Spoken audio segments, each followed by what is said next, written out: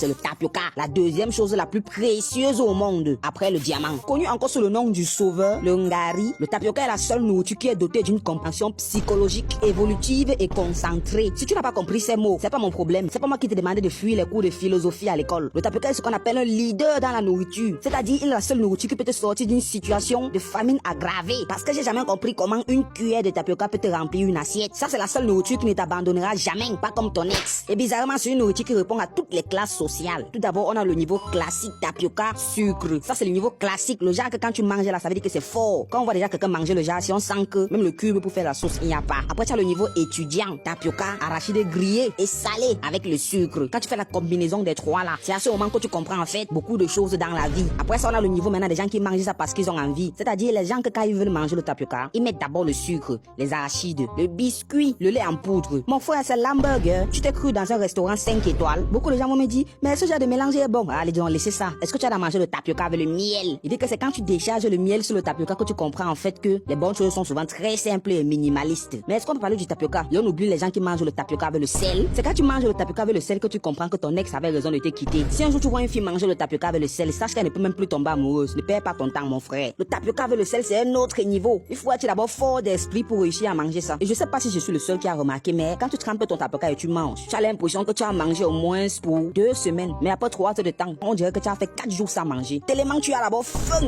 On dirait que comme ça gonflait dans le plat là, arrivé dans ton ventre, ça seulement dégonflé. Donc ne fais jamais l'erreur de manger ça si tu ne sais pas ce que tu vas manger après. Quand j'ai dit au début que le tapioca était une nourriture psychologique, les gens n'ont rien compris. Mais expliquez-moi comment quelque chose que tu peux tremper, tu manges avec le sucre, c'est bon. Mais aussi tu peux le préparer. Oui, parce que si vous ne le saviez pas, tu peux toi préparer le tapioca jusqu'à manger. C'est quand même fort. Celui qui a créé ça, il faut qu'on s'assoie un jour, on le cherche, on lui donne une bière. Parce que je ne comprends pas comment est-ce qu'une nourriture peut être aussi complémentaire. Tu peux toi le préparer jusqu'à manger comme couscous. Soit tu peux le sauter et parfois manger ça comme le riz. Nos voisins appellent ça atiéké. Jusqu'ils mettent seulement le poisson au-dessus, tu sais que c'est plus bon que le héros ou bien le ndolé.